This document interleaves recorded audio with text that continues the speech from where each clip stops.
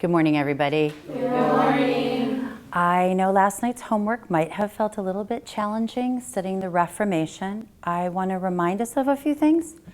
The Reformation is happening at the same time, paralleling the Renaissance, which we just studied. And one of the things that we studied is how there were some really special, influential, important people.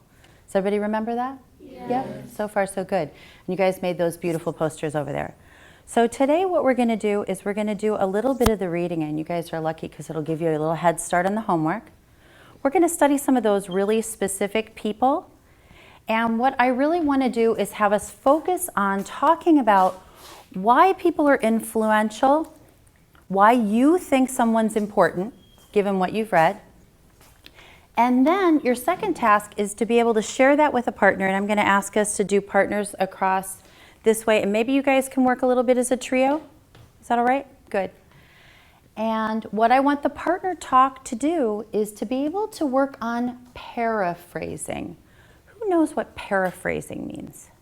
Ariel. So, Ariel, what do you think paraphrasing means? Isn't it when there's a sentence and you don't use all the words, specific words, and Right, you use your own words and put the information into your own words. Well, today, instead of paraphrasing what you're going to read, you're going to actually paraphrase what your partner says. So, I know, but it's a good task. It's a good listening task, and it's a task that adults have to do all the time in their lives. So it's a great task for you guys to practice. And it's a way, Angelina, that you can actually know whether or not you understood what you're reading. So far, so good? Relics, saints, and images. Do you know what a relic is? You read about it for Monday night's homework. Let's see if we can review what a relic is. What do you think, Theo? Isn't it like one of the important, it's not like the highest position in the church, but it's one of them, right? Actually, let's go back. It's a thing. A relic is a thing. And let's see where it talks about relics. After reading Luther's work, They have indulgences. any form of worship. You know what? Just for expediency, I'm going to tell you. They sometimes, it's like a body part or a clothing or something that a saint owned, and then people would put it on display and worship it and, you know, use it as a way to honor that person. But what would happen is that churches, people would get pay money to look at something like that. So it was an income generator for the church. Which, between his followers and slaves. very nice. There you go. Very good. I think I'm going to stop the group, though, and talk about that because it came up, okay? Buena? Horace. Thanks. As I was talking to the group here at table 5, we came across a word that I want to make sure everybody feels really comfortable with. The word relic. Can everybody say it with me? Relic. And a relic has to do with a thing that might have belonged to a saint, or even, I'm not kidding when I tell you this, a part of a saint. It could be a bone, a fingernail, a piece of hair, or it could be a piece of clothing, a chalice. The point is that that relic would be put inside a church or a special place, and people would pay money to see it. And this became a way that the church generated money. I see some faces like, you're like, oh, that's a little creepy. Well, it is a little creepy, but the point is that we need to understand that some of these reformers saw those practices, things like that happening, and they had strong disagreements about them. Okay? How many people are done at their table in terms of their reading?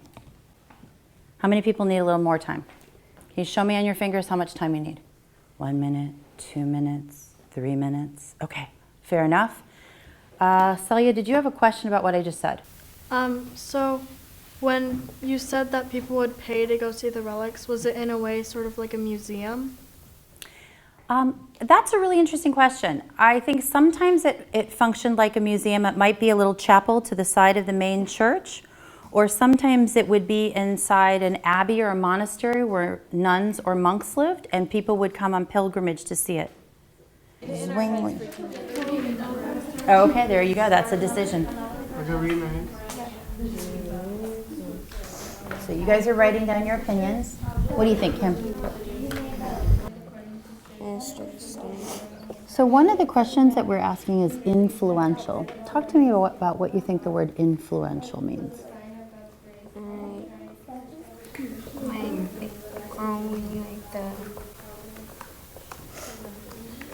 If I said to you, Angeline is very influential in this class, what do I mean by that? He had his own church. Like she's good. Right. She's new church stuff, like on her grades.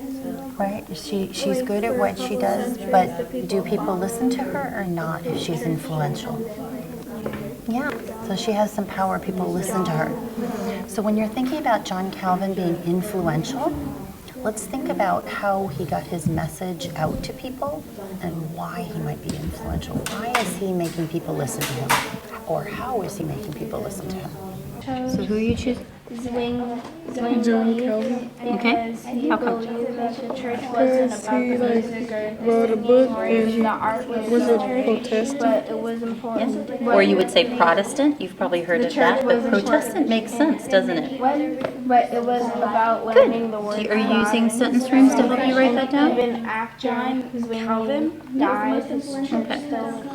And then I also heard that he started a war, protest for their own rights and being able to. John Calvin thought that grace. And I just really appreciate what I just saw. Your partner was being super supportive, wasn't she? She was kind of coaching you through her thoughts so that you could be a successful paraphraser.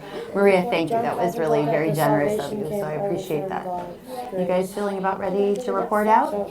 John Calvin. Are you guys about ready to report out? Yeah, you're good to go? You guys are good to go? Do you want to start? I think that the most that they were both like influential in different ways, so you can't really choose which one was more influential. Oh, persuade? Yeah, persuasive. He was more persuasive. Okay, very nice. Nice use of academic language, thank you. I believe that they were both really influential and succeeded in different ways.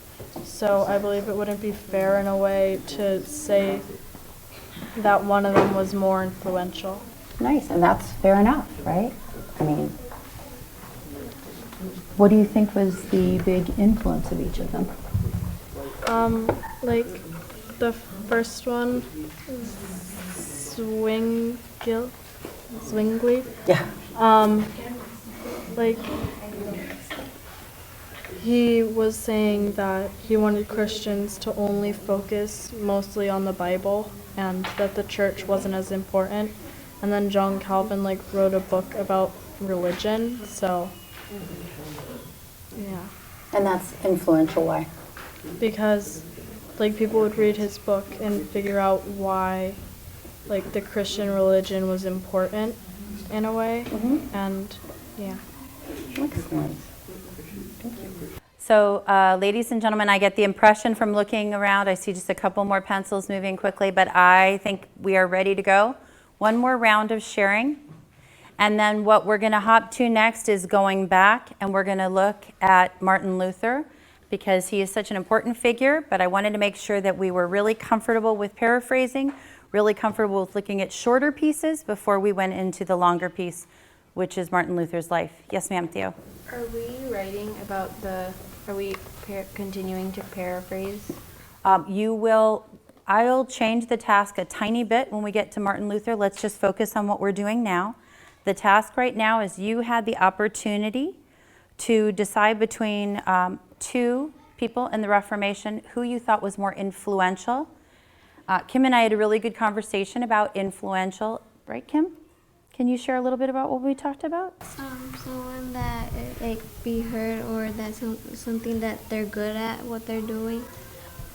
Okay. To be heard. I think that's really important. If you think about everybody here being Protestants, right? Protestants, are they being heard? Is their protest being heard?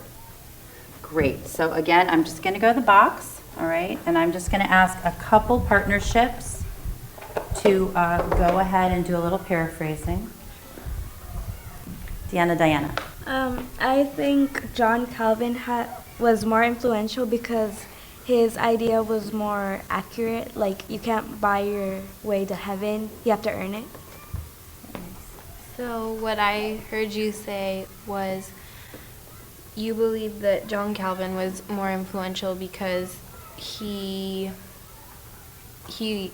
was more accurate. He just understood the values of the church correctly. Lovely. Thank you. Very nicely done.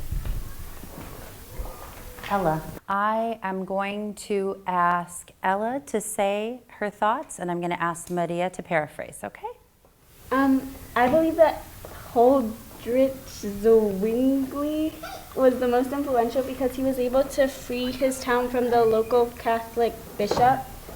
And he also wanted Christians to focus mainly on the Bible and not really the teachings of the church. What I heard, you said, that you think the most influential was Huldrych Zwingli because he was able to free his people from the bishops, and he was mainly like important the Bible, not the church.